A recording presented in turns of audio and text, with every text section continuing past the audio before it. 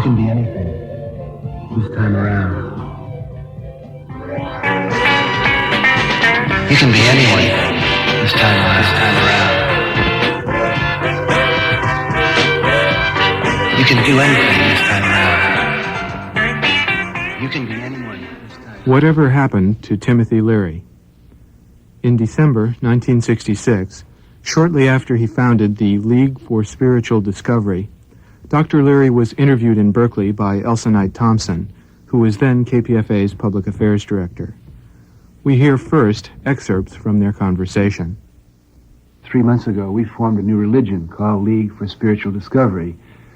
Like every other religion, we have our own sacramental methods and our own goals, and we practice the religion in small groups privately. But like other religious groups, we have our public educational and demonstration ceremonies, which we call celebrations. And the private ones are the esoteric side of the situation, yes. I gather. And the public ones are, as all religions have been, translated for the masses. Or not so much the masses as the non-initiated or the non-communicants. This, of course, this may sound strange to Americans, but actually it's the most orthodox form of religion, and indeed it's not that much different from the way that, for example, the Catholic Church or the Jewish religion operates. You have your sacramental services, which are reserved to the communicants, and then you present to the public what your aspirations are, and you try to show people what you're discovering. So for the last 3 months in New York City, every Tuesday night we've been running what we call psychedelic religious celebrations. Thousands of years men have been having what we now call psychedelic experiences, mystics, visionaries, far-out artists and poets. And after you have this experience, you struggle, you hunger to communicate it, mainly, of course, for yourself. It's a way of reminding yourself what it was, but also to communicate to your fellow men. We think that every religious group, in its origin, struggled to start a new art. And indeed, you can test the validity of any new religion by the art that it creates, because words, after all, are a fragile freight for carrying the deepest impulses of man. So like other religions in the past, we have developed our own art form. Rather, it is automatically developed. Psychedelic art is the public face or the communication device of our new religion. Now, what is psychedelic art? Psychedelic art is multi-energy.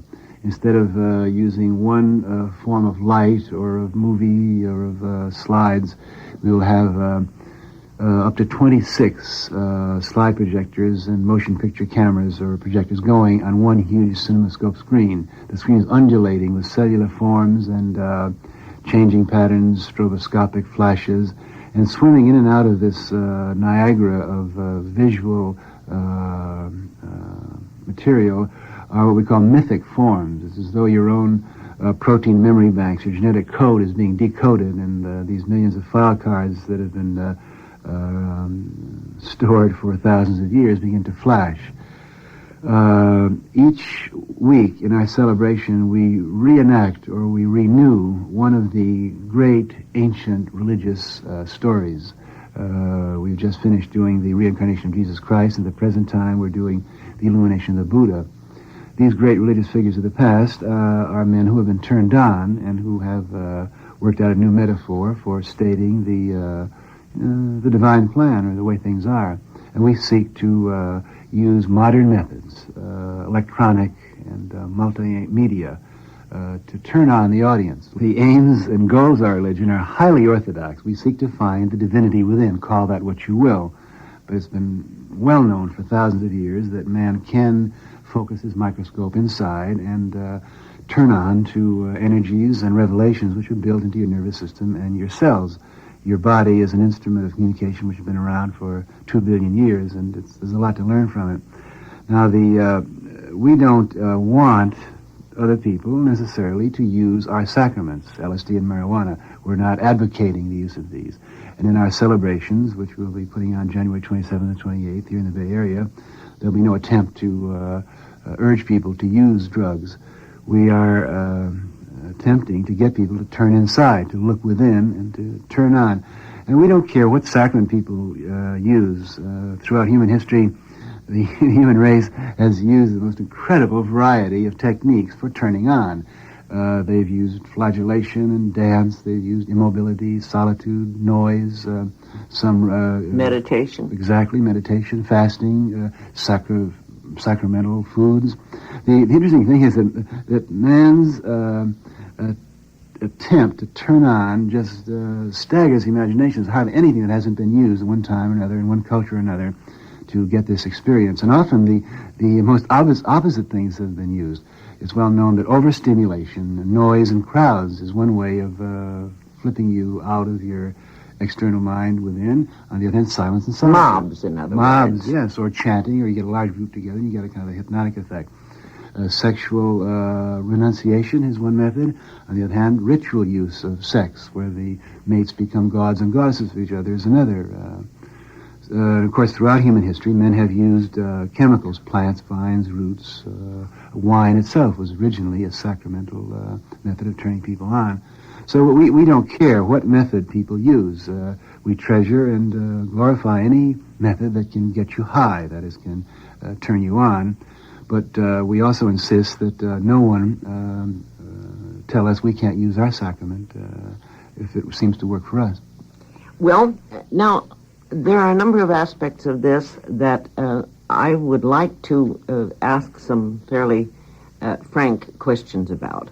I have heard it stated, and with some understanding, that some of the people who become involved with the use of LSD, that it becomes a sort of dead end.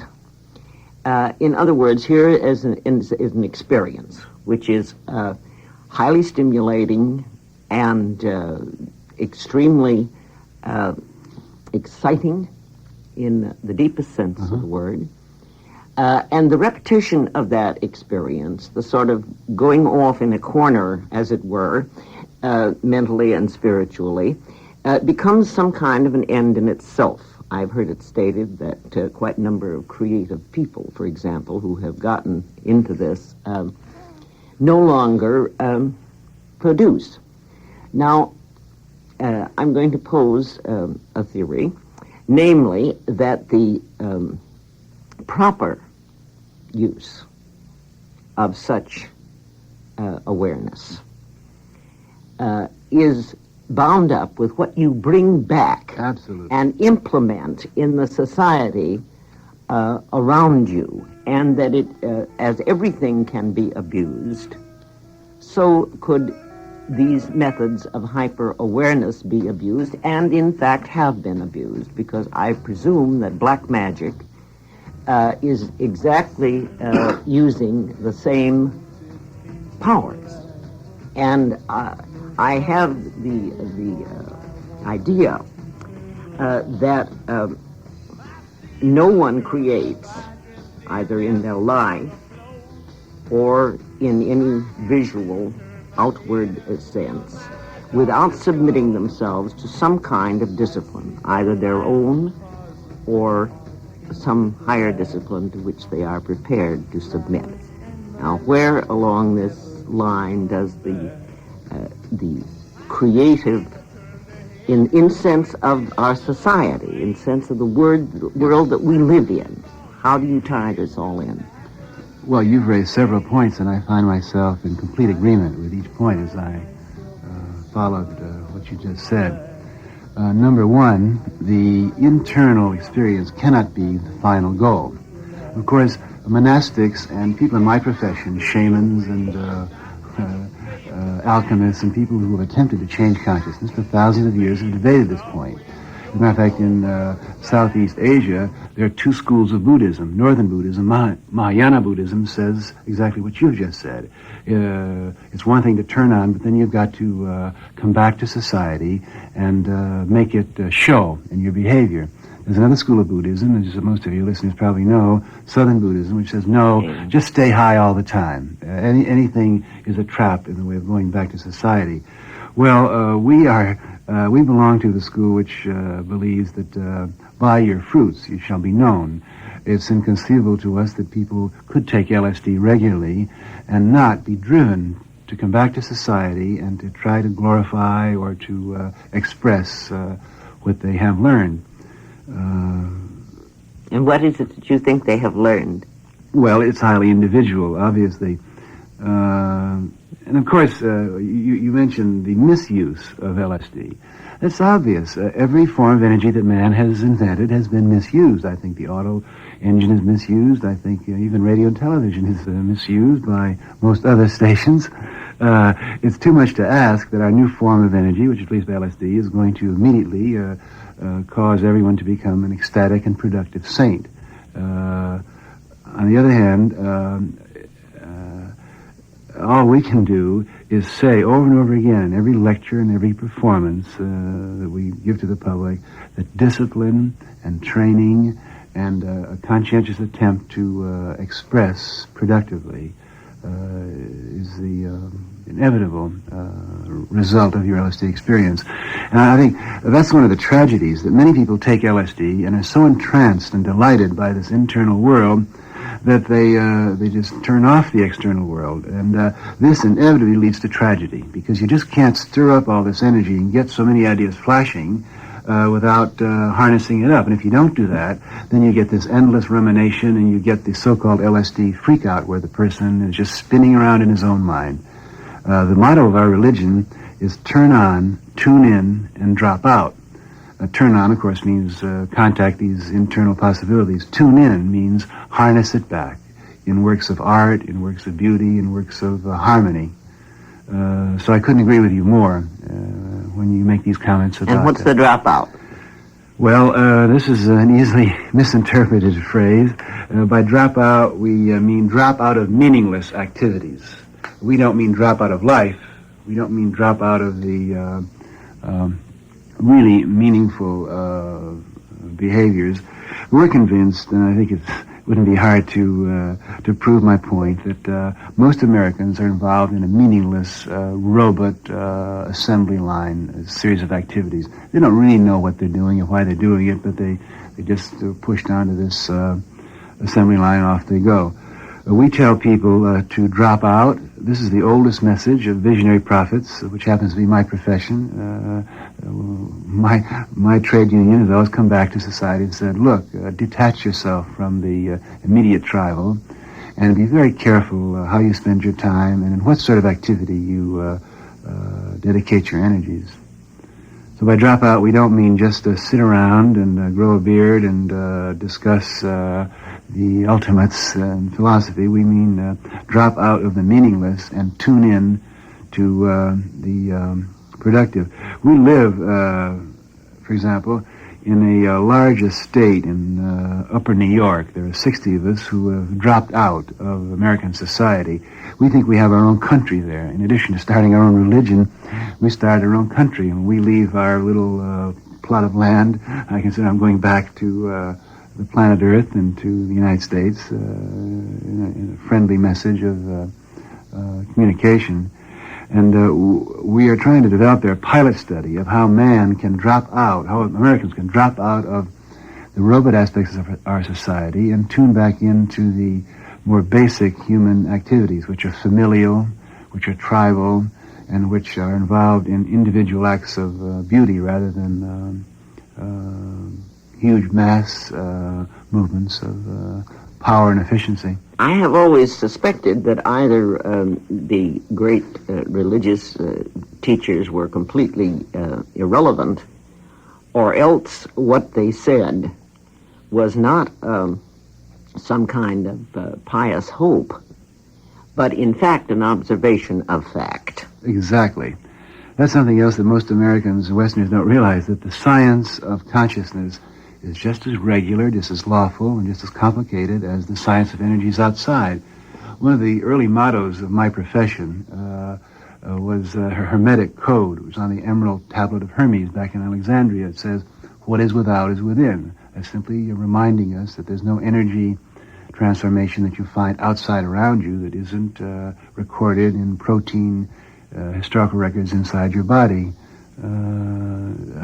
Even when it comes to space exploration, as I have taken LSD and hurtled around inside inner space, there are all sorts of unidentified flying objects, in the metaphorical sense, that whiz by your projectors.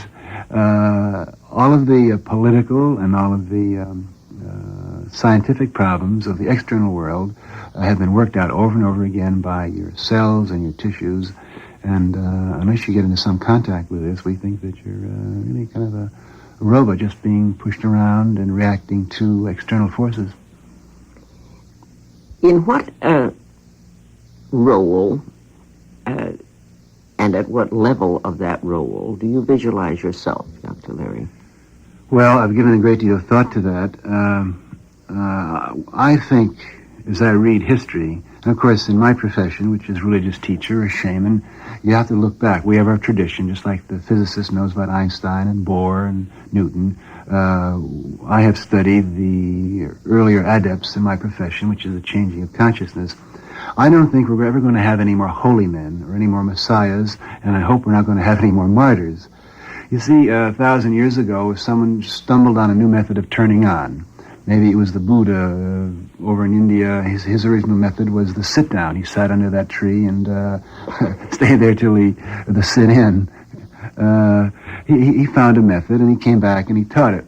Well, by the time that method and that the name of the Buddha reached the Mediterranean, it was maybe 100 years. Slave galleys and folk singers, and it's always the young and the lower class and the alienated that carry the message. By the time it got over the Mediterranean, the Buddha was perhaps 2 or 3 generations dead. So then you set him up as a special person who had a virgin birth or a miraculous death and so forth. That's not true. He was just a human being struggling to find meaning the way the rest of us are. Now, in the present technological age, you see, that's never going to happen. When we announced the formation of our religion in New York 3 months ago at 10 o'clock in the morning, by 10:10 it was on the news ticker in London, and 10:15 it was on the news ticker in Tokyo, and probably 10:17 it was on the news ticker in Peiping, and they were wondering, oh my, what are they doing over there now? There's no more room for mythological, supernatural religious teachers. I'm simply an American of Irish descent with all of the faults and virtues of my time and culture, struggling for meaning, and we have got a method which works for those people who know how to use it, so that I don't see myself as a historical figure in this old sense. We're not going to have any of these legendary Messiahs. Yeah, that's right. I think that religion in the future is going to be much more personal. Every man should start his own religion. That's my advice to young people today. Don't think it was all done 2,000 years ago or 500 years ago.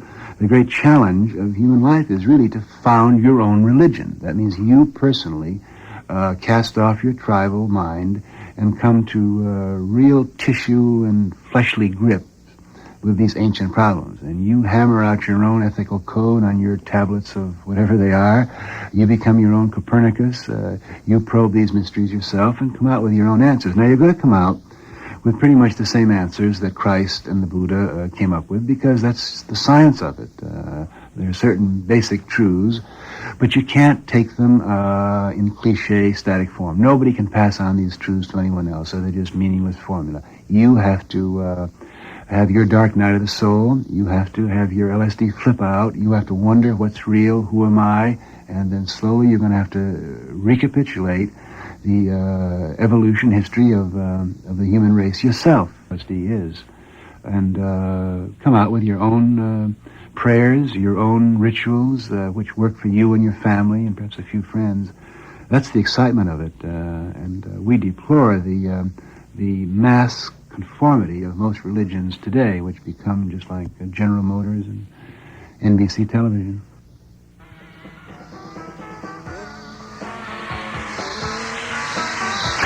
Hi, I'm on vacation. I don't know if you're running for governor. Tell me more about that.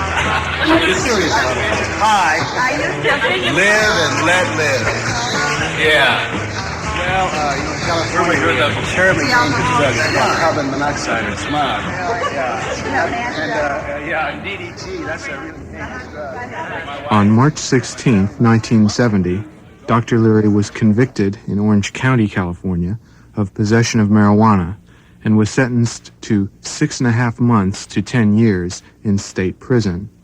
On Sunday, September 13, 1970, the Associated Press reported that Dr. Leary, whom it described as a well-known advocate of psychedelic drug use, had apparently escaped late the preceding Saturday night from the California men's colony at San Luis Obispo, where he was serving his sentence.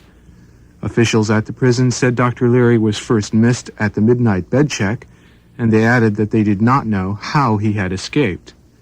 They said that Dr. Leary had been transferred the previous May to San Luis Obispo, which is a minimum security prison, because he was not believed likely to attempt escape, and they described him as a model prisoner.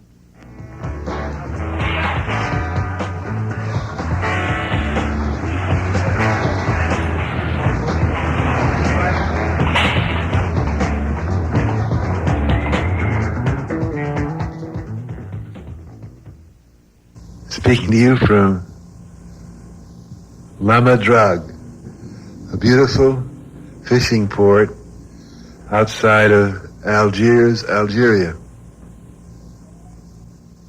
My escape from prison and Rosemary and my escape from the country was engineered, executed, designed, and aesthetically carried off by the noble and beautiful Weatherman Underground. And since we have been in Algeria, we have been under the wise, benign, and loving protection of the Black Panthers, led by the genial genius, Eldridge Cleaver.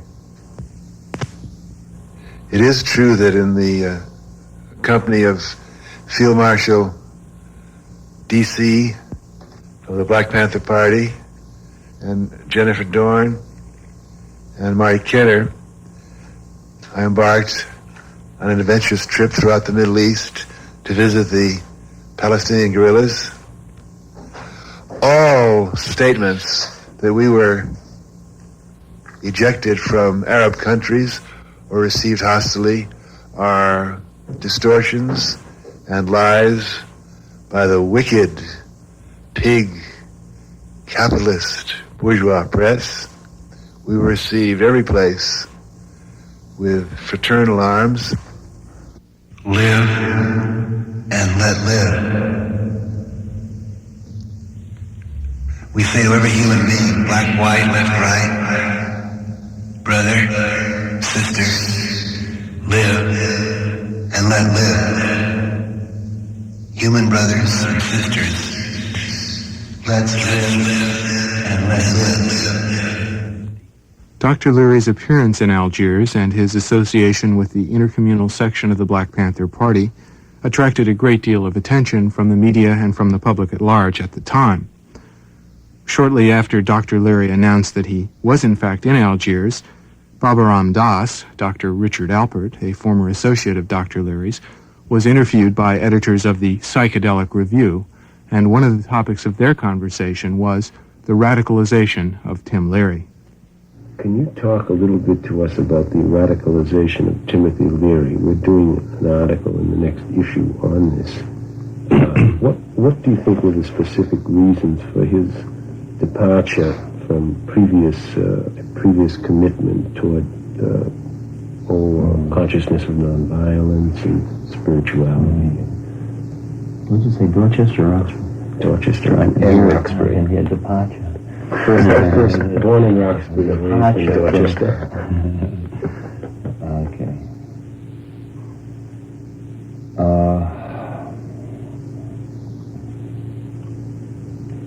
Timothy is a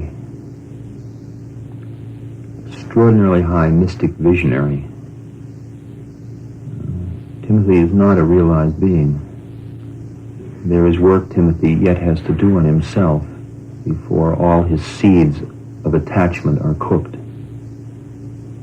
And thus any statement that comes from Timothy, just like any statement that comes from me, is only as pure as we are at the moment. And in some way it reflects where we're not.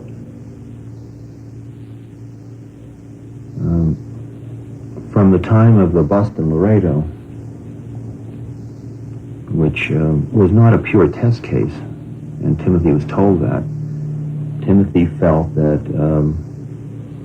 he had to carry the standard, and in a way was perfectly conscious of his legend, and it fit in very much harmony with his whole way of relating to authority and to establishment and to law, and the article that we wrote back in 1961 or 2 in the Harvard Review called "The Politics of Consciousness" really defines exactly what Timothy saw as the choice.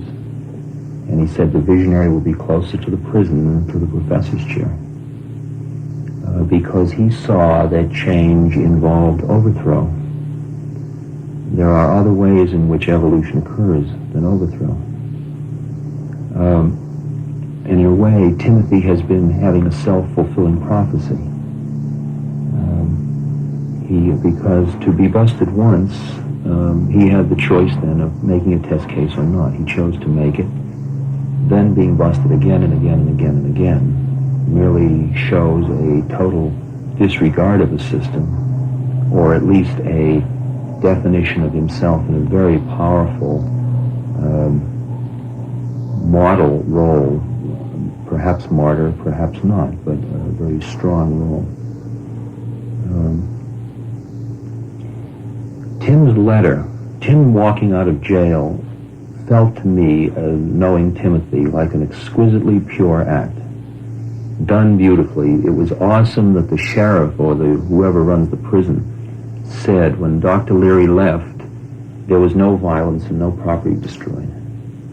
That he did it so exquisitely. And I think all of us, Allen Ginsberg and Wavy Gravy and all the people that I've talked to that have been doing this merry dance, honored Timothy for the high-flying act of just walking out of a prison. He served 6 months, he asked for parole, it was not granted, and he walked out. At the same moment, all of us had a feeling of trepidation that have lived with, I know Timothy, because from then on, his game must be so exquisitely disciplined that any one flaw in the whole thing, and he either ends up dead or in prison for the rest of his life. Because when they get him this time, they throw away the key. It's maximum security. Now, and all of us who know Timothy know that one of the qualities where he isn't really cooked is discipline. That his mind is beautiful, but it moves very wide-ranging and rapidly, and he drops and moves and changes and drops. And perhaps what he could have done as a disciplined being was disappear into the woodwork and become somebody else. Since he had just published a record, Douglas Records, saying you can be anything this time around, he had the option of becoming somebody else, which could have been done. But in a way... by somebody else you mean while out of prison he could have assumed a different type... A different identity, and then either built a whole thing on a new identity, or been through the underground, released material, and just become a secret word appearing, and all the time living in the world as somebody else. That would be the exquisite, that's the dance I think I would do were I in this predicament. Now, in some way, my interpretation of Tim's letter is that Tim wanted to continue to build and influence and work with the dramatic changes that are occurring in this culture. And he saw that the major 2 high-energy fields at the moment, although a third coming up fast on the rail is the spiritual one, the 2 major ones thus far are the government and the radical movement. And I think what he attempted to do by that letter was to pay his dues to gain membership into that club, into that high-energy field. Now, there are 2 things about the letter that are important. One is that though it advocates violence, when you read it, you do not feel violent. And that leads you to an understanding that it is no act in and of itself that is significant. It is the who does the act and the consciousness of the person doing the act. And the consciousness of the person reading the act. But that also is a function of the person writing it, you see. In other words, whether Tim adopts karma for advocating violence is a function of Tim's attachment when he writes the letter. And if Tim isn't attached, the letter doesn't make you violent. It's much more subtle the way the whole thing works, about vibrations of information. And Timothy's letter didn't make me feel violent. At the same moment, it felt like he was making some kind of a pact with the devil to beat the devil, because in the world of polarities, anytime you identify with one polarity, you strengthen the other. Right? Now, but the added point is that Timothy is not a violent man, and he's a very conscious man. And I would like very much to have people like Eldridge Cleaver and Huey Newton and Seal and all these people hanging out with Timothy Leary rather than just with each other, because I would like to have conscious beings involved in each end of the polarity. And in a way, Timothy may be doing more of a service to the West, you know, in just becoming maybe the resident poet for the Black Panthers, you know, and that the letter may be his dues. I've also noticed the amount of discontent and upset and confusion that letter's created. And I appreciate that very much, because that kind of confusion is good, healthy work on individuals, because they had Timothy in one bag and Eldridge Cleaver in another bag, and they're forced now to deal with a Malcolm X phenomenon of a really beautiful being who is still saying very radical things. They are forced to it, and also, as you say, Eldridge Cleaver and the socialist countries that he will be visiting will be exposed to Timothy Leary now, and it'd be very interesting. Exactly. Now, Timothy may get caught in spinning out in the scene, and he's doing a very funny dance now. I mean, this latest thing with Lebanon and Palestine, and nobody wants him, and Algiers doesn't want him back. And is that true? That's the latest I heard from his son yesterday. And it may well be that he never defends his back on these things. You'd see, that's the exquisite part of a high dancer like Timothy. But they often burn up like, what are those, shooting stars, they burn up going across the heavens. And, there's Wilhelm Reich, and there's Ezra Pound, and there's lots of, there are lots of beings around as models of what happens, of how fierce the whole trip is. And I just read Eldridge Cleaver's Conversations with Eldridge Cleaver in Algiers, and it's no picnic, Tim's trip is no picnic. I would imagine that people do discover that here, even despite certain repression, is still one of the freest places in the world. Well, I had a long talk with Tim's son yesterday, who talks about the pigs and the tremendous anger towards everybody. The same moment, he owns Tim's house, right? I said, well, then you certainly don't mind if I come and take your house away. He says, well, I'm not a pig. I said, well, how do you know you're not a pig? You own a house, don't you? Aren't you a landowner, a property owner in Brooklyn? And it's a very clear, it's such a delicate thing about the amount of energy that's available in the society, and how we only use old models, and when you have more energy, it's just the son cutting the balls off daddy, that's all. And when he gets in the position, then he runs the ship, just like he becomes the new daddy. And there are very few radicals that I would like to serve under, in terms of having them form my government, because there aren't wise men at either pole at the moment. But you said before something about a self-fulfilling prophecy to Timothy Leary's life, but his lawyer, one of the lawyers, Joe Ryan, kept emphasizing how bugged he had become in the past few years with this legal hassling, and that this was one of the main reasons why he had reached this type of decision, that it was not something he was trying to bring on himself. And his lawyer said that this last incident in Orange County, the evidence was planted by the police. Well, that well may be, and I think that a part of what's happened is it's a combination of, you see, the history I'm working out of is I remember being called into the chairman of the department's office at Harvard, and them saying to me, look, you're a close friend of Tim's. We love him very much. We know he's a great intellect, but man, he's completely screwing up the system. And if you don't control him, we're going to have to get rid of him because we can't handle him because he's too disruptive of all the structure of the games. It's as if all structure at all was too much for Timothy. I mean, I lived with years of bounce checks. You know, I mean, there's nothing to do with that. That bounce, you don't have to be against the bank system. You know, I mean, when you write checks you don't have money for, I mean, that to me doesn't feel good. It doesn't feel vibrationally right. I don't care, you know, I don't think that's economically radicalism. That's just, you know, like that's not being willing to play any games at all. Well, poorly organized, but and I feel in a way that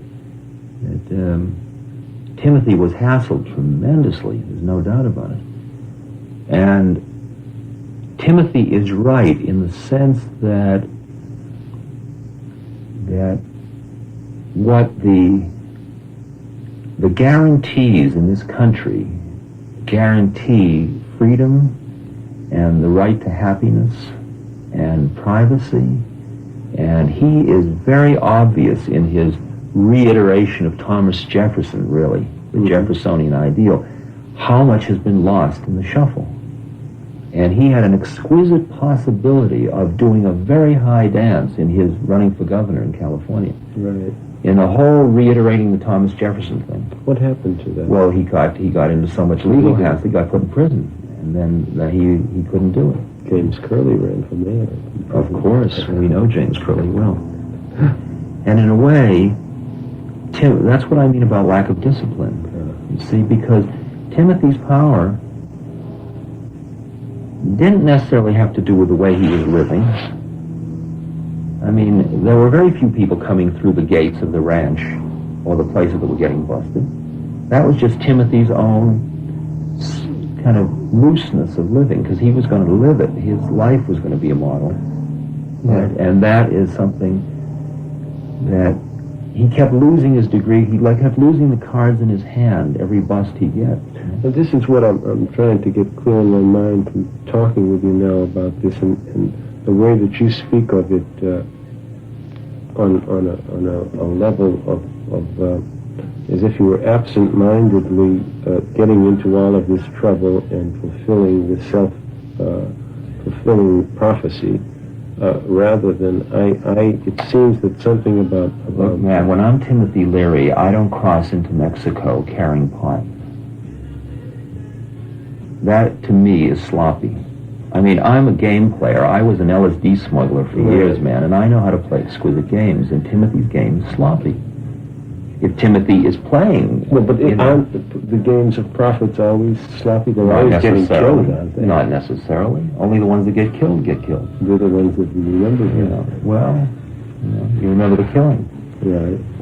You don't have to turn the tables over in the temple unless that's your trip. You happen to be the table turner over. And that's who Timothy is. See, before Timothy took any drugs at all at West Point, Timothy spent like 9 months where nobody at West Point would talk to him and he would talk to nobody because he had broken one of the rules and he wouldn't leave. And he demanded an apology, a public apology in the dining hall before he'd leave. And after 9 months of I'll beat the system, they publicly apologized and the next day he left. He was teaching there? No, he was a student. He was a student at West Point? Yes. I never knew that. And he went over the wall for a chick or a bottle or something one night, and he had broken the code of the academy. Well, I don't want to spend all our time on Timothy. I wanted really to get to you. And let's just say one more thing. I mean, at the other end of the coin is that Timothy's life is becoming a very powerful statement about those freedoms, you know. And to the extent that it is pure, it will serve to help us check back into our baseline.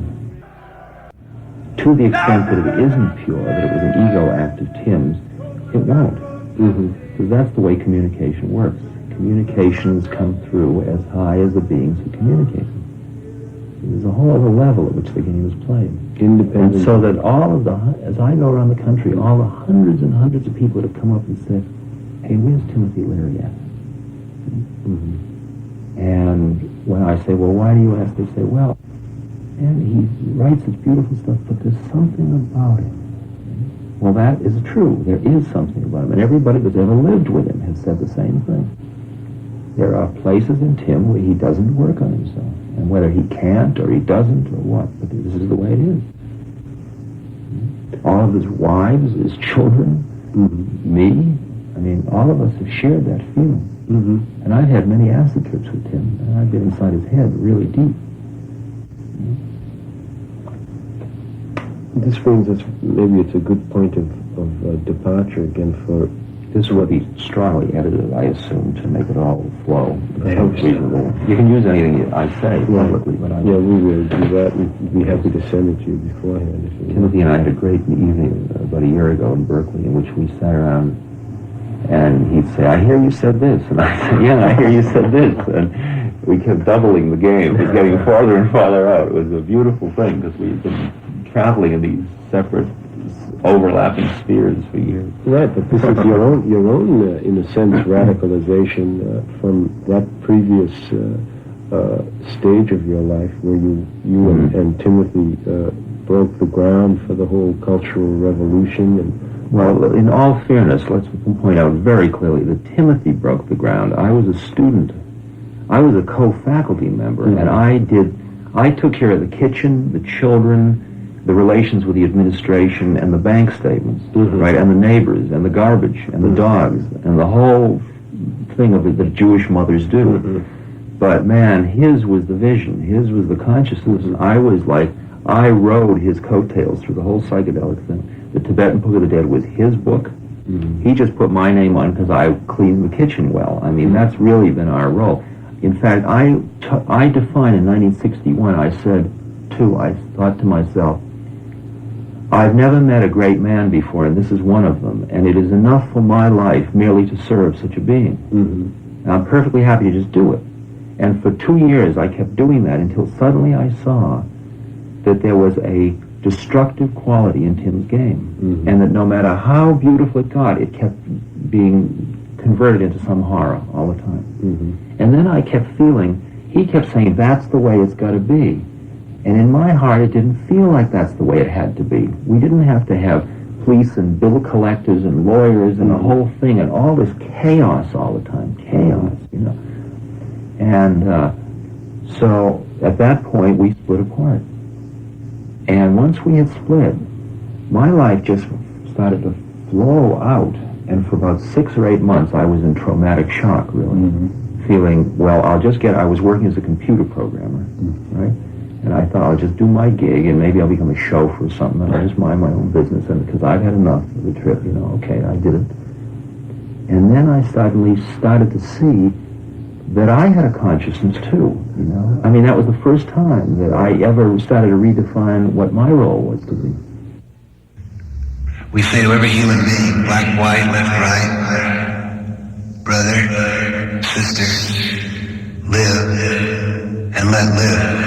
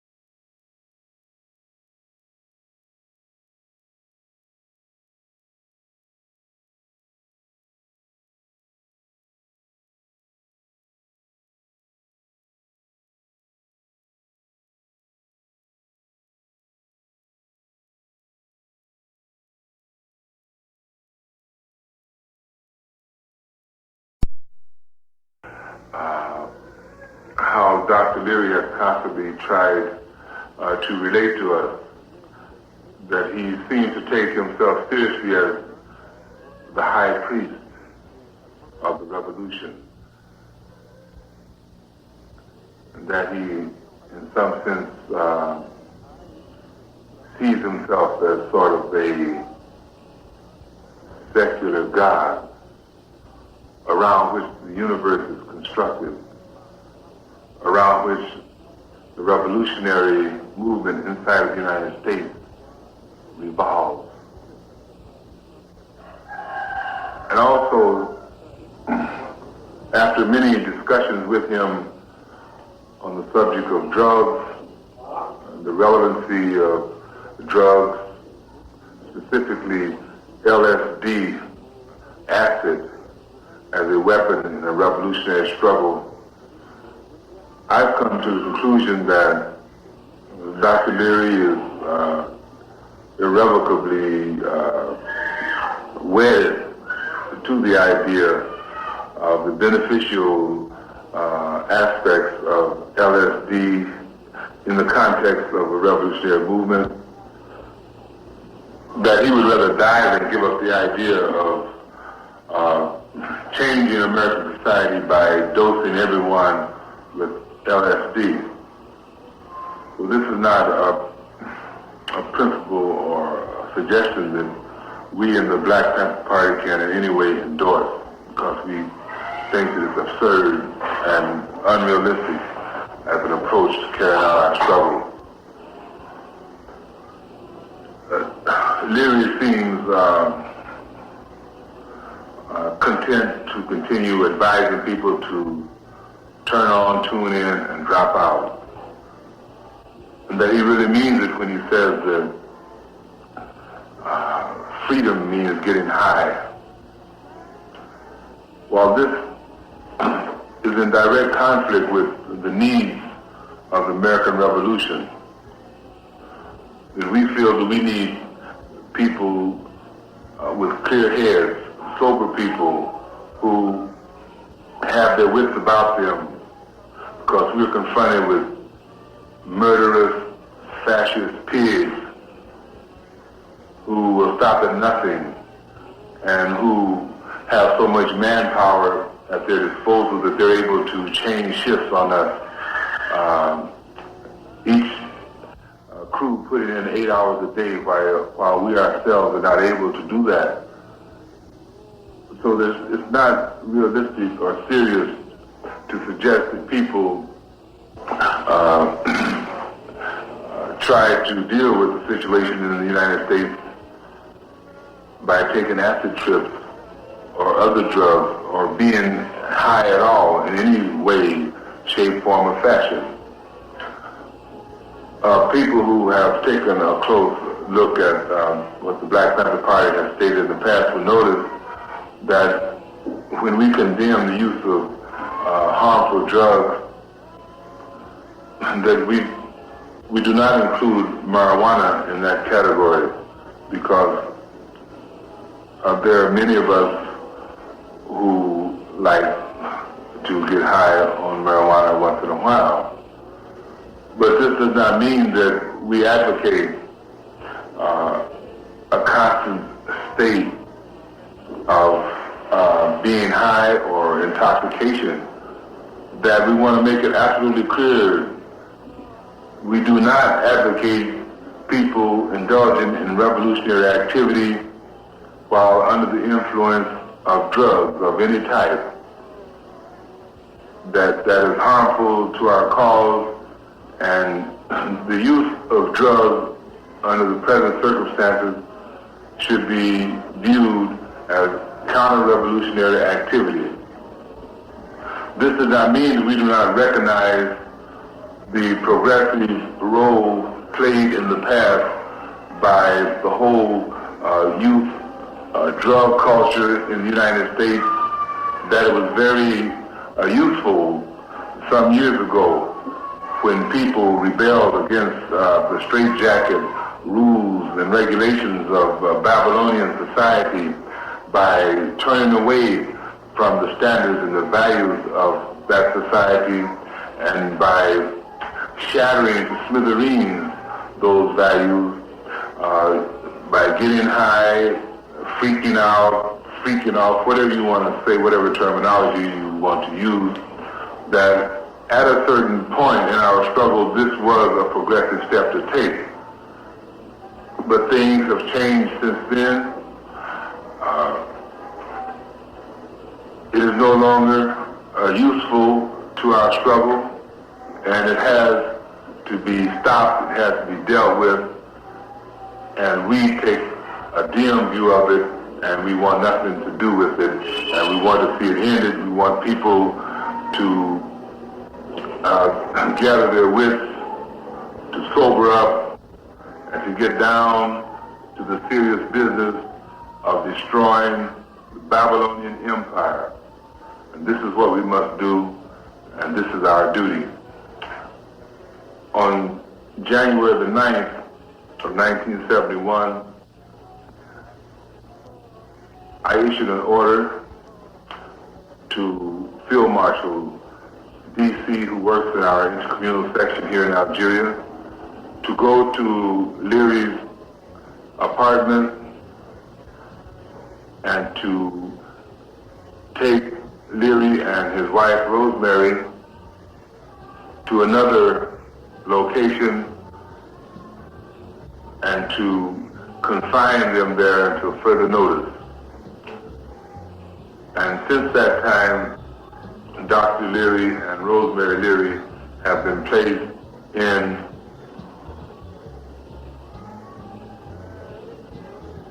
I don't really know the term to use, but we just say that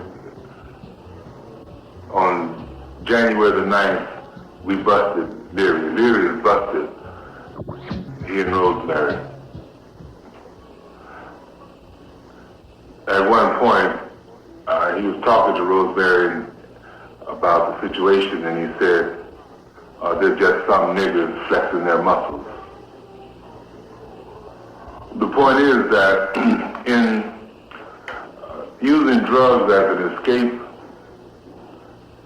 trying to use drugs as a way of dealing with the reality, the horrible reality of oppression in Babylon, it serves the function of escaping from that reality, but it has the harmful side effect of leaving many contradictions unresolved.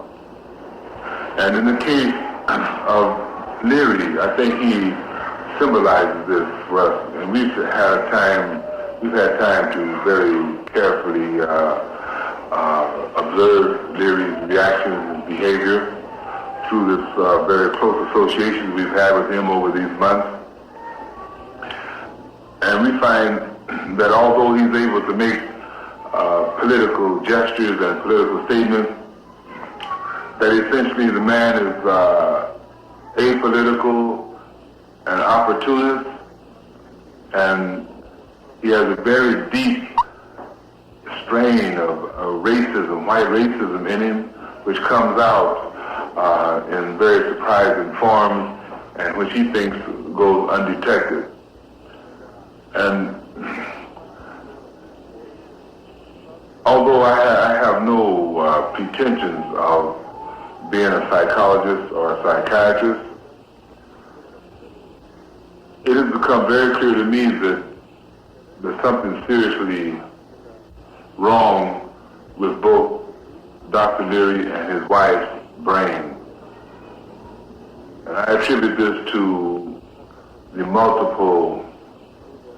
uncountable number of acid trips that they have taken. And it makes me very sad looking at this situation, because while on the one hand I like Leary, I like Rosemary, but objectively I find them both to be non-functional in a political context, not helpful, and really we have grown to look upon them sort of as patients, sort of as responsibilities that we have to take care of.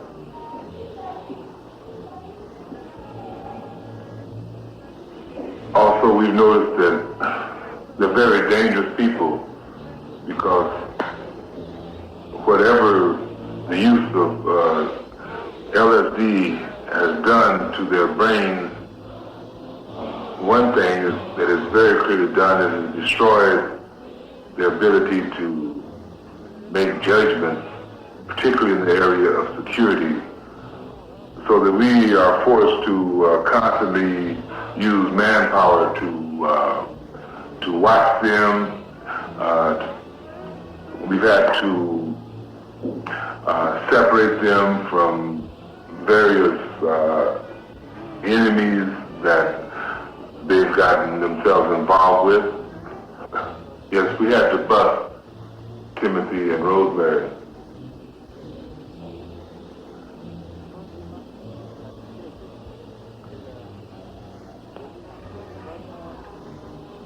And we have to take care of Timothy and Rosemary. And we will do that too.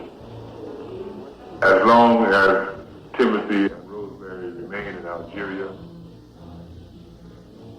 they will have the protection of the intercommunal section of the Black Panther Party. And that's the only protection that they have. They don't understand that, but we do. That all of us who are out here, our very survival is dependent upon a political situation, and that's all. Because the U.S. imperialists, these fascists, have armies of agents scrounging and crawling all over the planet Earth, making trouble for progressive forces. And they are finally focused in on us here, and they're trying to move against us. They're trying to destroy us here. And it's for that reason that we can no longer tolerate the stupidity from Leary. And by busting him, we're letting him know that we're serious about that. He sees this as a contradiction. He thinks that a prison is a prison, confinement is confinement.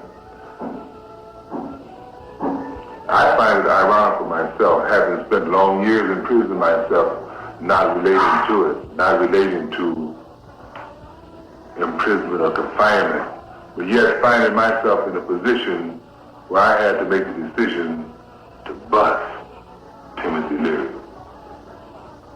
I say this half jokingly because he will be released tomorrow. He will be allowed to go back to his apartment tomorrow. He will be liberated tomorrow.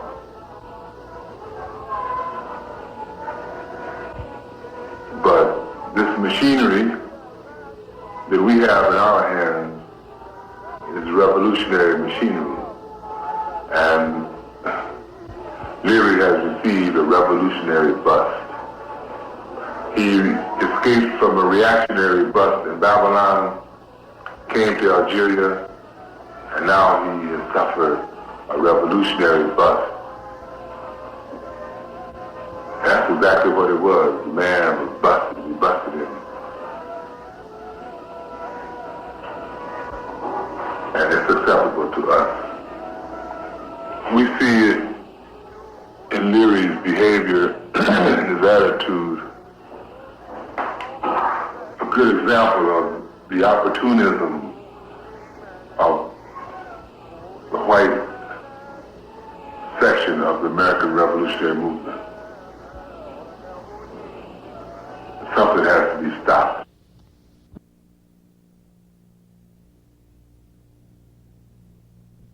Mike Harrison, KMET. You're listening to Harrison's Mike. Coming up at 7, we have Telephone Talk.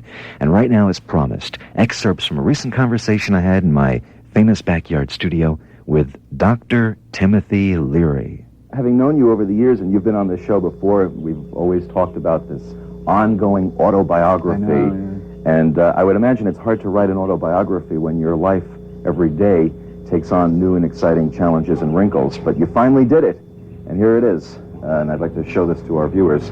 Flashbacks, an appropriate title, an autobiography by Timothy Leary. How do you feel about I'm it? very pleased, Mike. As you know, I've written 22 or 23 books in the past, mainly scientific or philosophic or specialized. And this is the first attempt to explain to myself and to anyone who wants to read the book what's been going on in the last 20 years. And I'm very proud of the book.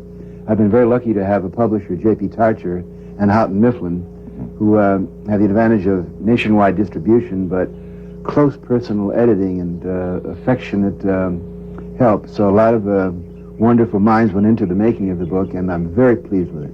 Was it difficult for you to tell stories? Because you're a very good storyteller. A lot of your other books are marked by very abstract concepts, and it takes a few readings to be able to follow some of the new ground that you cover in your philosophy and your scientific observations and your philosophical observations. This is a great story. Now, I've read as much of it as I could. It just came into my hands, and I understand it's one of the first interviews you're doing. This is, appropriately enough, the first interview I've done for this book, and since we've been together in the past so much, it's very appropriate that we should be here in the sunshine. Which is an honor for us, and we're very pleased. For me too. But was it difficult for you to sit down and tell a story on paper, as opposed to spill out all of those perceptions that you have? Well, it was very easy. In the past, as you point out, most of my books have been... I'm basically a philosopher, scientist, and I've introduced an enormous number of very complicated ideas about the future, most of which I think have actually come true. But I feel my great failing in the past is I've not been able to communicate to like the average person. And there are many images about me or perceptions about me or myths about me that simply are inaccurate because people have not had the chance to read my books. And I discovered in sitting down to write the story of my life that, yes, I am a storyteller. And I blame this entirely, I'll confess to you right in front, it's all due to the fact that I'm Irish and Celtic and that old Blarney thing of, now sit down, my dear, and I'm going to tell you a story of exactly how it was back there in 1966 when John Lennon and I met. And I've never done that before. I was trying to be too uptight and too serious and too political at times. So it was a tremendous amount of fun. Actually, I wrote 2,000 pages, and we had to cut it down to something like 600 or 700 pages. And I noticed at the end it says to be continued. Well, of course, life is to be continued, and I'm pro-life and I'm pro-future, and it's appropriate. And this book has no ending; it's still going on. My feeling about you is that you're pro-freedom. If Timothy Leary had to be, which is an impossible task, but if we had to come up with one word or one statement to describe you and what you are for, I would say freedom. You seem to be a champion of individual freedom, even if that freedom may be dangerous, ill-advised, risky. Controversial. Would you say that I'm on the right track? I would say you're exactly on the right track. What my life is about and what my book is about is the concept of individual freedom. I think that's what America's about. I think that's the base. I think that's what human life is about. And but there's always those forces to stop that. Yes, and when I say freedom, individual freedom, I must clarify. See, I'm having these debates these days with G. Gordon Liddy. Perhaps we'll get into that later. Yeah. He defends the power and authority of the state to decide what's good for all of us, and I'm defending the right of the individual to live her life or his life according to what feels, in the deepest soul sense, right for them. But this does not mean anarchy. I think that my freedom ends where your freedom begins, and I have no right to impose my ideas and my thoughts on you. The paradox is that those of us who believe in individual freedom have the responsibility to respect it in others as well. And I want to make sure that the audience understands. That's an important point, because so many people who are spokesmen for freedom, particularly libertarians, in terms of it actually being institutionalized into a political party, are borderline anarchists. And, of course, without getting into a whole sociology, political science lesson here, or lecture here, the ideal society is a balance, I think, between individual freedom and that which is best for the society as a whole. So you want to clarify that you're not an anarchist, which I'm sure a lot of people believe you are. Well, I've had now in this book my chance. I've got 400 some odd pages to tell the entire story of my life, beginning when I'm a sperm, 1 minute after my conception. And, do you remember? Yes, how my sperm met my mother's egg, and it goes on from there. So I've had my chance to explain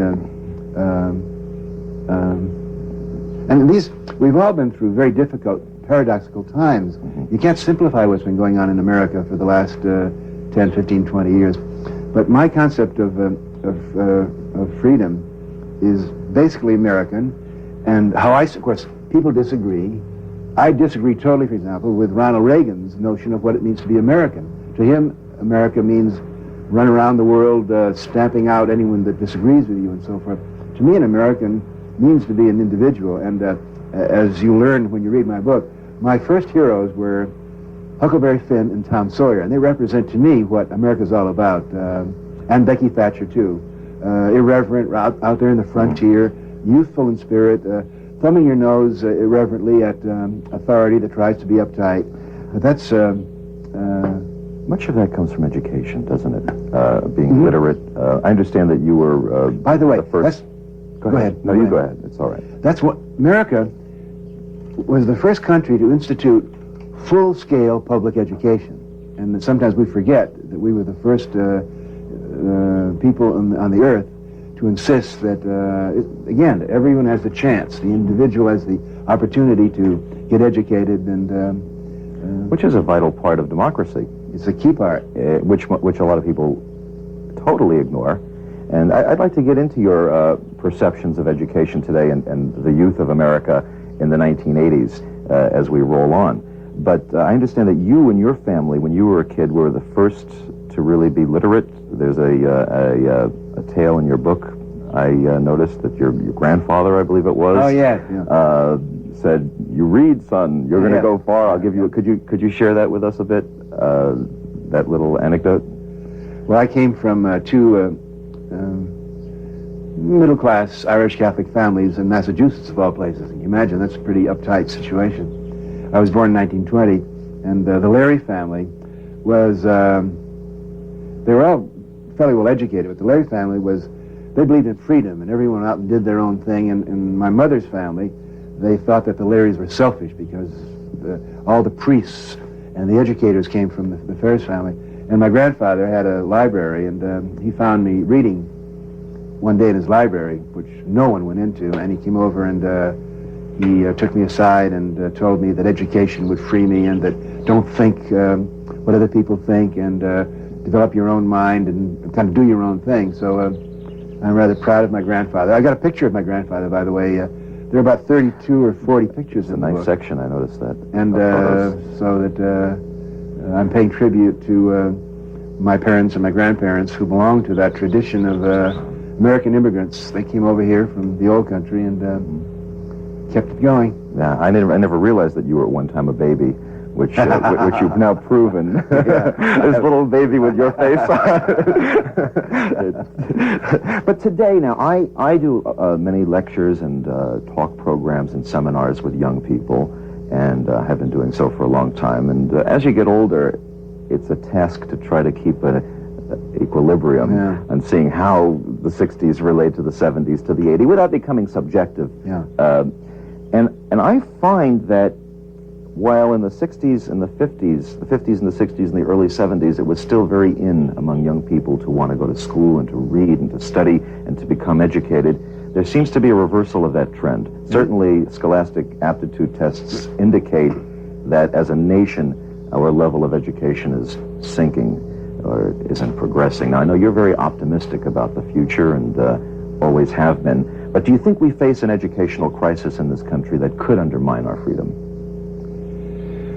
Well, of course, this is a very complicated topic, and I'm not sure we can settle it in 2 or 3 minutes here glibly. But there is an educational problem now because the Reagan administration is simply cutting funds for research in science and for education. And the key to a successful democracy is educated, scientifically minded populace. So there is a crisis there, but it's a political crisis. But as far as the young people are concerned, I spend, of course, a great deal of time giving college lectures. And the middle-class kids that are allowed economically to go to school are working 10 times harder than they did in the 60s. They are. They're extremely realistic. And the concepts of excellence, that's partly because of competition, because there are 76 million members of that baby boom generation. There simply aren't jobs for them. So that the attitude today in colleges is very different from the 60s. They work really hard from Monday through to Thursday night. And from Thursday night to Sunday, they play very hard. So they're actually farther out in some ways than the kids in the 60s. It's just they schedule themselves differently. Exactly. And in the 60s, it was a mixture of work and partying, I guess. Or I think they're realistic. The bottom line for college kids today is they're realistic. Now, I'm speaking here of the fortunate 50% who can go to college.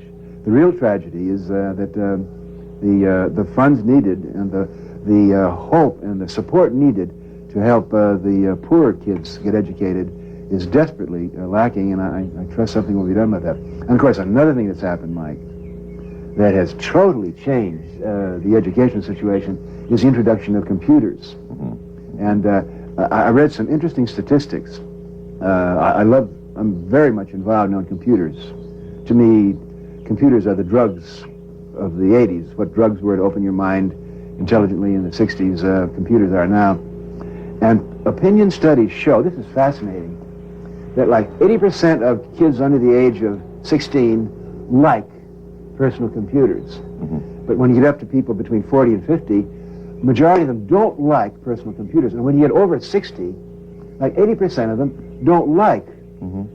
This could be the whole new generation gap of this next era. And when you talk about a generation, how can you not like a personal computer? But well, maybe you can share, as this program goes on, some reasons why some of the elders in our audience should turn on to computers. We're listening to a conversation I recently had in my backyard with Dr. Timothy Leary, Harrison. We're KMET 94.7. Coming up at 7 o'clock this morning, we'll have our telephone talk segment of Harrison's Mic until 9 o'clock. And I do hope you give us a call and share your thoughts about whatever it is that's on your mind. In the meantime, here's a conclusion of a nice, meaty excerpt from a conversation I recently had with Dr. Timothy Leary. Dr. Leary, you mentioned that computers are your thing right now. They're the drugs of the 80s. Before we get into computers, I'd like to ask you a straight question about drugs. My interpretation, knowing you now for about 6 years, having spoken to you, is that the drugs just happen to be a catalyst for your own exploration of human potential and different levels of awareness. If it weren't drugs, it could have been anything else. That you're more interested in people opening their minds than they are necessarily to take drugs for the sake of drugs. Is that a reasonable estimation of your view? Well, yes, it is. Of course, as you and I and the audience well knows, it's almost impossible to be reasonable about drugs. Everyone, immediately their minds, you say that magical, terrible word, and immediately everyone goes one way or another. I'm basically a psychologist. I'm interested in anything that can help change a person's mind, because that's the key to everything. If you can change your mind, you can grow. I'm interested in personal development, personal growth. As you know, I was one of the founders of the entire school of psychology, which is now known as personal growth. So drugs, to those of us who started our research at Harvard in the 60s, were one way of expanding consciousness, increasing intelligence, accessing different circuits in your brain, and they're tools, just like telescopes or microscopes or computers. Then the recreational use of drugs came in as a popular movement, and again, as a libertarian, and as one who believes in individual choices, I think that it's up to the individual to decide when and with whom and why they want to use drugs. Society and state has nothing to say about it. All I can do as a philosopher and a scientist is to urge, if you're going to use drugs, and of course, 2/3 of you under the age of 40 are right now using illegal drugs. If you're going to use drugs, use them intelligently, prudently, wisely, planfully, as part of an overall life scenario, so you know what you're doing. And all I can say about drugs here is what I said over the years, and which I've made clear in my book. Avoid the stupid use of drugs as you would avoid the stupid use of guns or of motor cars. That really puts it in perspective. That's very clear. Yes, and of course, the issue of drugs is complicated because what do you mean by the word drug? Right now, 2/3 of middle-class housewives use Valium, you know. There's a big cocaine problem. Where? On Wall Street and in the Congress and in movie executives. Even LSD. LSD meant one thing in 1958 when Cary Grant was running around Hollywood, the #1 salesman of, as I point out in my book, I had several interviews with Cary Grant, and I was a latecomer on the block. Cary Grant was the #1 advocate of LSD. Why? Because he was using it intelligently, he was using it moderately. As part, he attributes to LSD his growth and his opening up in his later years.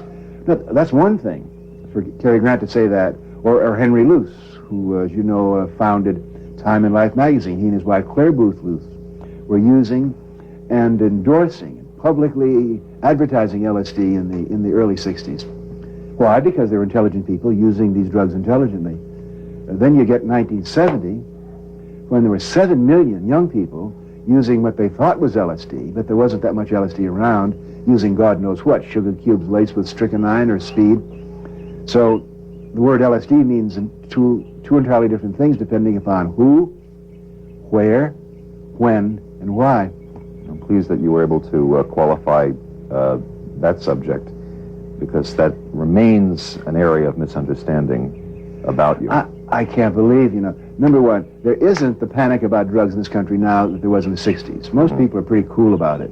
People know what they're doing, except for Nancy Reagan and Ronald Reagan. The real drug problem in this country today is that last week, I'm talking now middle of May 1983, Ronald Reagan endorsed the poisoning of domestic marijuana crops using paraquat. He's using taxpayers' funds to poison the marijuana that's being smoked by Americans. It's the third marijuana industry, the third largest industry in the country. I can't believe that this sort of a drug problem could exist. Right, and Congress just reversed its reversal on that, I understand. So it looks like paraquat is back into our lives. We're paying taxes so that they can poison us and our children. Interestingly enough, in Spain, which for years, Spain was the most reactionary country. Remember Franco? Saturday Night Live. Is he still dead? Yeah, that was Saturday Night Live. Remember that? He's still dead.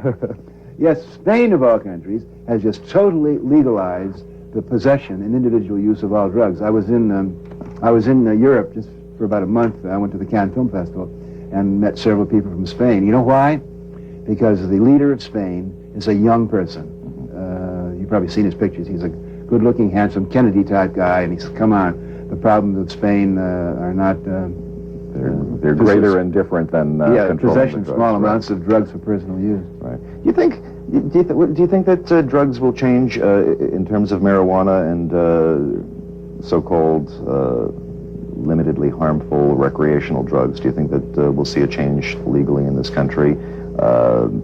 Perhaps Reagan's enforcement of paraquat could be the rallying event for a decriminalization movement? Or do you think we're going to roll on with this attitude toward drugs legally for many years to come? No, it's all a function of age.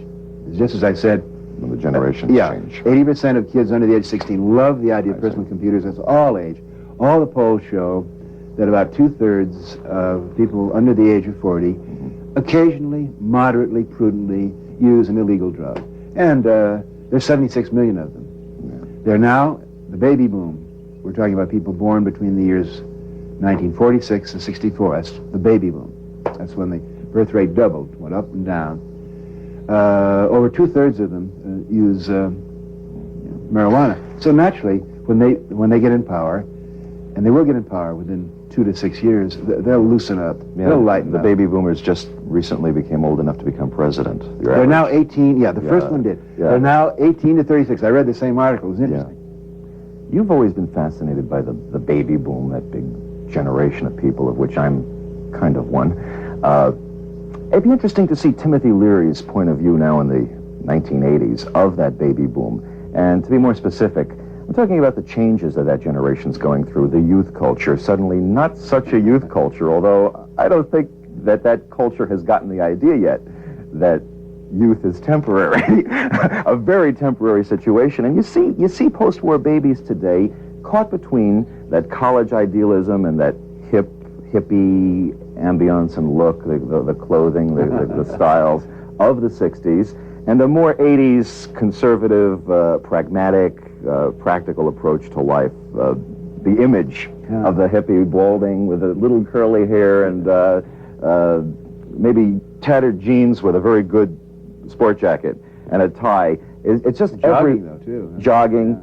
And the accusation has been presented by observers that the post-war babies, that idealistic, hip generation of the 60s that was out to change the world, has become nothing more than part of perhaps the problem in the 80s, and they're taking their place as just another established generation. What do you think of it?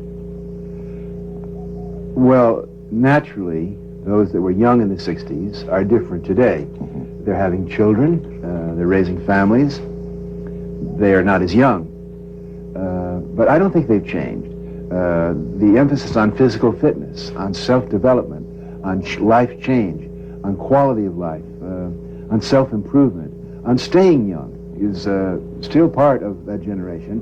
I think it always will be. I think that your generation, the baby boom generation, is always going to be young at heart. And by young, I simply mean open to change and ready to laugh at something new.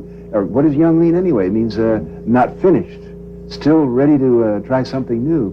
It means to be optimistic and to be horny and to basically to be looking ahead to the future. And I think these are not just characteristics of your generation. These are the basic American characteristics. You know, all the Europeans have always looked at Americans just the way we look at the 60s generation, as being idealistic and young and a little naive and a little too hopeful. But naturally, having children now, the baby boomers are more realistic, they're more practical. I don't think they've given up. So you don't think they're cynical? You don't think there's a... It's all right to be cynical, because it's not as easy as we thought it was going to be. We didn't know that the Kennedys would be assassinated or that King would be assassinated. We didn't know about the hardball that was being, game that was going to be laid on us. So we all came out of the 60s a little battered after what happened. So I like to use the word intelligent as an adjective. Intelligent cynicism, intelligent practicality, intelligent realism, intelligent individuality is the key here. And I think, and this is my message both in my book and in my lectures, when the baby boom generation realizes how big you are in terms of numbers, 76 million of you, you're now between the ages of 18 and 36, the country's in your power, you are different, you haven't given up your ideals, you're a little wiser, but no, let's get it going again, Mike. That's very encouraging. How about you as an individual? Now, you've also grown over the last 20 years since the 60s, and have been through, well, you've been through extraordinary experiences. You're an extraordinary man. Your experiences are far beyond those of most normal people. I'm not sure. I was in 40 jails and prison. So that alone. Is that all, Mike? Everyone is in their own jails. You know, a person is trapped in an office, and you don't want to be there. That's a jail. So that I've been on the frontier. I've been out there. But in a way, we all were during the 60s, and I don't want to... Okay, but how have you changed as a person? It's a complex question. Let me see if I can spell it all out, because it'd be very interesting to hear this. You've undoubtedly changed since the 1960s, Timothy Leary, just by the fact that you're an educated, growing man, living a real life with real obstacles, joys and sorrows. But you've changed. I'd like to know how you've changed, but as an observation, I've seen that you have become, like that post-war baby boom generation, also a strange type of established figure. And it's almost like you are becoming respectable. Oh, don't say that. You'll ruin... And does that ruin... You'll ruin my reputation. Does this respectability, a book, maybe a movie, talking about used drugs in moderation, what's going on here? Well, you've exposed me publicly, Michael. To tell you the truth, I've always lived, personally, an intelligent life, and I've always tried to take care of myself, and I've made the normal mistakes of staying up too late or occasionally partying too much, but I've grown a lot in the last 5 years, since being out of prison, since 1976, which is about the time we met. That's when we met, yeah. Computers have changed me. Getting a personal computer has taught me more about my mind than I'd learned in many years as a psychologist. I'm interested in that. I was married 5 years ago to Barbara, whom you know, and I have a 9-year-old kid, so here's a joke, and I'm going to say this out loud for the first time. I am the honorary Junior Baseball League team father. Well, Now, are you ready for that, America? This is a revelation. Revelations indeed. That was very interesting. Dr. Timothy Leary on Harrison's mic. That was from a conversation I had with him several weeks ago upon the release of his new book. It was recorded in my backyard studio, hence the bird.